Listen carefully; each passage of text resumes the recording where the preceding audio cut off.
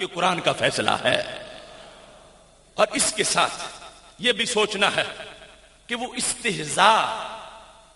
کیا ہوگا کہ جس کو کفر کہا گیا۔ آج لوگ گستاخانہ روش کی وجہ سے ہاضمے بڑے تیز ہو گئے ہیں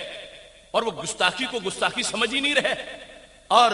اتنی بے لگام اور آزادانہ گفتگو کرتے ہیں شان رسالت کے بارے میں۔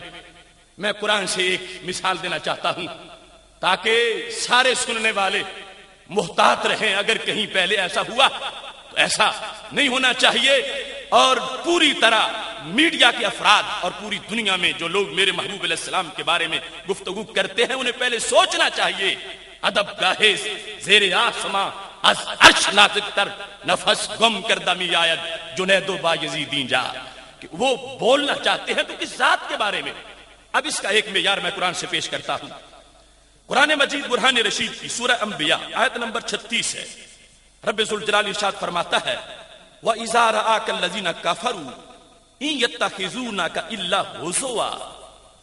میرے محبوب جب تجھے کافر دیکھتے ہیں تو وہ تمہارا مذاق اڑاتے ہیں۔ کیا چیز ہے جس کو مذاق کہا گیا؟ وہ آگے آیت میں ذکر ہے، وہ ہے أَهَذَا الَّذِي يَذْكُرُ آلِهَتَكُمْ، یہ ہے وہ،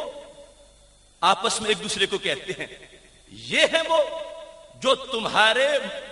بتوں کو برا کہتے ہیں، یہ ہے وہ جو تمہارے بتوں کو برا کہتے ہیں۔ میں توجہ دلانا چاہتا ہوں، ایک ہے وہ بات جو ہمارے نبی علیہ السلام کا منصب نہ ہو وہ سرکار کی طرف منسوب کی جائے، ایک ہے سرکار کی کسی صفت کا انکار کر کے تنقید کی جائے۔ اب یہ وصف تو میرے نبی علیہ السلام میں موجود ہے، کیا کہ آپ بتوں کی خبر لیتے ہیں، بتوں پہ تنقید کرتے ہیں، بتوں پہ تابڑ توڑ حملے کرتے ہیں، بتوں کو برا کہتے ہیں، یہ وصف آپ کا موجود ہے، لیکن صرف بیان مذاق کے انداز میں کیا جا رہا ہے، صرف انداز جو ہے وہ غلط ہے،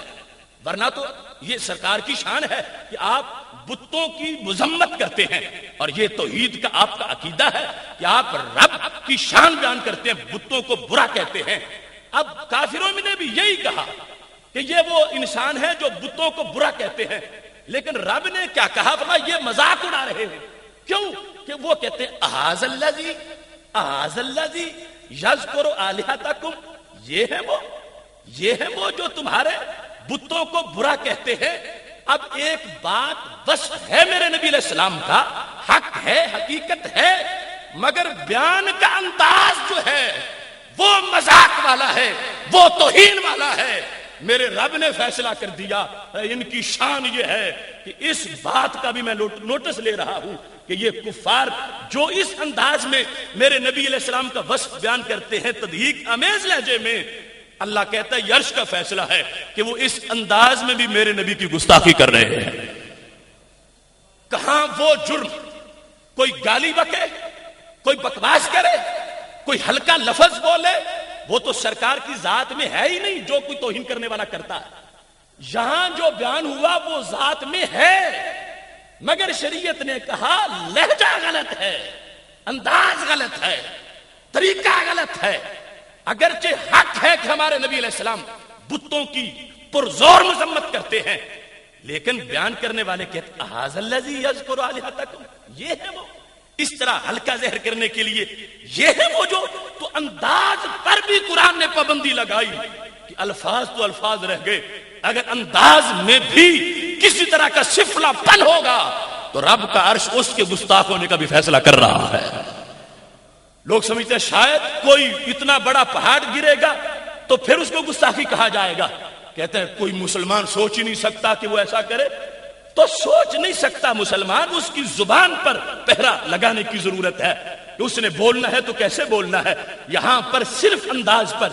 جو بات کی وہ سچی بات ہے مگر انداز جھوٹا ہے، تو خالق کائنات نے مقام نبوت کا اظہار کر دیا، فرمایا تم نے جس نے بھی میرے محبوب علیہ السلام کی شان بیان کرنی ہے اس نے جو مضمون ہے وہ بھی سچا بیان کرنا ہے، اور انداز بھی وہ رکھنا ہے جو عزت والا انداز ہوتا ہے۔ یہاں اس چیز پر قرآن مجید برہان رشید میں سب سے بڑا فرض جو بندے پر ہے